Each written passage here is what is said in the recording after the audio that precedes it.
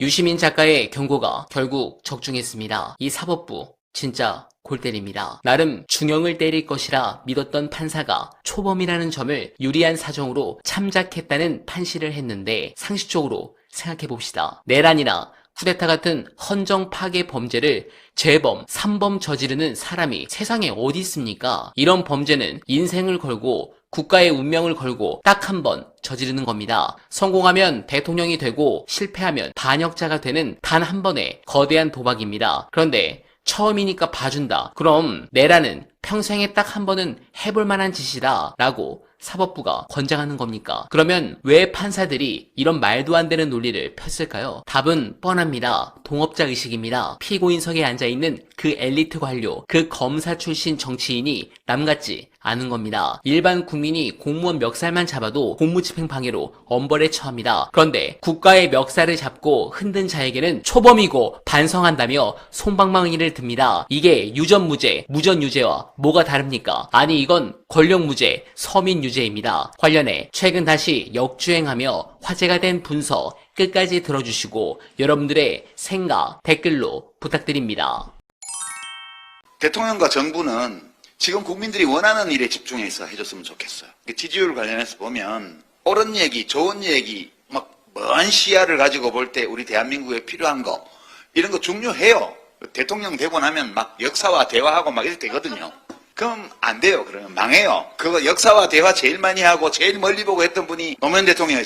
제가 겪은 바로는 노무현 대통령이 지지율이 형편없었고요. 집권 내내 엄청 욕자하시다가 후임자 구박받아서 돌아가셨습니다. 지금은 국민들한테 물어보면 그래서 제일 잘한 대통령을 얘기를 해요. 저는 그런 대통령을 다시 보고 싶지 않아요. 개인적인 소망인데 현직에 계실 때 국민에게 사랑받고 이해받고 지지받고 의기양양하게 퇴직하고 나서 행복한 노후를 보내는 그런 대통령을 저는 보고 싶어요. 제가 이제 한 가지 좀 걱정이 돼서 말씀드리고 싶은 게 그거는 시민들이 알아서 해요. 그냥 조건만 만들어주면 참여하는 거는요.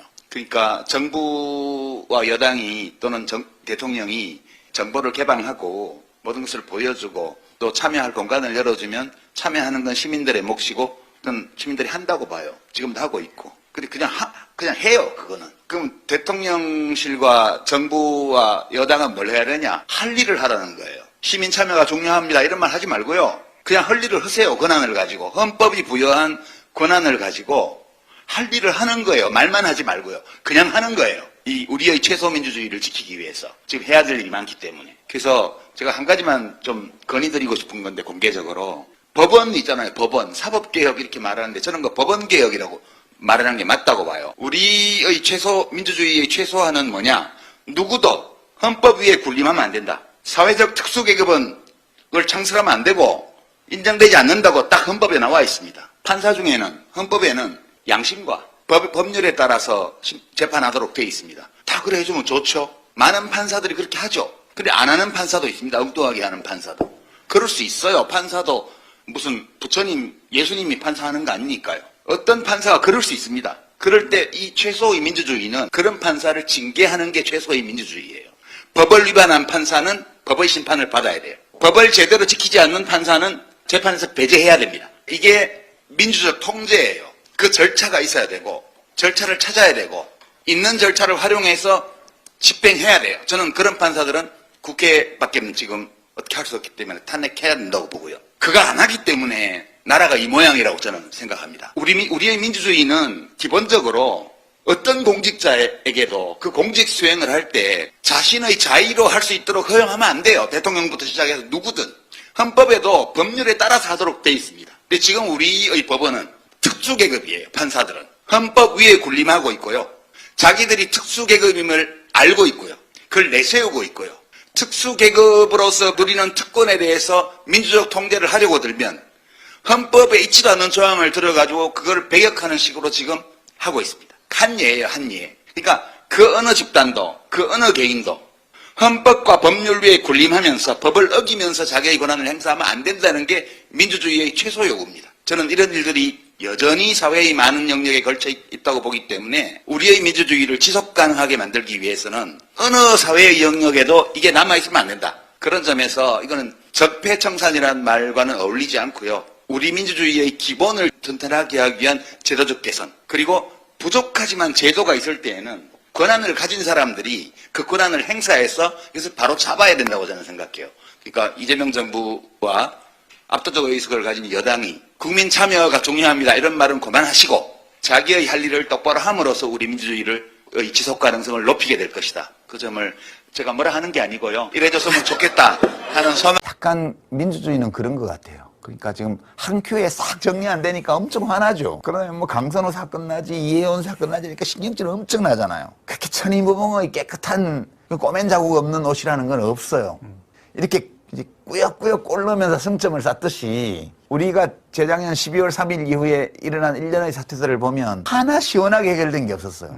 그래도 우리가 꾸역꾸역 혼전 중에 밀어넣고 이렇게 해서 골 넣으면서 여기까지 왔잖아요.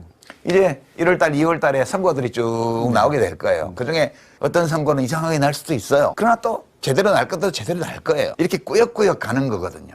그러니까 인생도 세상도 그렇게 꾸역꾸역 앞으로 나아가는 거지 고속도로처럼 씩 나가는 건 없다. 그러니까 지금 이것이 짜증난다고 생각하시는 분들은 입장을 한번 바꿔놓고 생각해 보셔야 돼요. 저쪽 입장에서. 그렇죠. 죽을 노릇이죠, 거기는. 그러면 마음 위로가 많이 될 거예요. 예. 그렇게 막 메시가 골 넣듯이 그렇게는 잘 안 돼요. 예. 그러니까 그렇게 생각하시고. 네, 공감합니다. 정성호 장관의 발언, 이재명 정부 검찰은 다르다. 저는 이 말을 듣고 2달 전 일을 떠올렸습니다. 여러분들도 기억하시죠? 대장동 항소 포기하니까 검사들이 벌떼처럼 들고 일어났던 거, 민중기 특검에 파견된 검사들이 원대 복귀 시켜달라고 태워버렸던 거, 불과 2달 전 일입니다. 그때 그 검사들이 갑자기 2달 만에 개과천선해서 충직한 공무원이 됐을까요? 아니요. 그들은 그저 지금 정권에 힘이 너무 세니까 잠시 숨죽이기 모드로 전환한 것뿐입니다. 검찰은 단 한 번 누구의 정부인 적이 없었습니다. 이승만 때부터 지금까지 그들은 오직 검찰당의 당원이었을 뿐입니다. 정권이 셀 때는 엎드리고 정권이 약해지면 물어뜯는 것, 그게 그들의 70년 생존 전략입니다.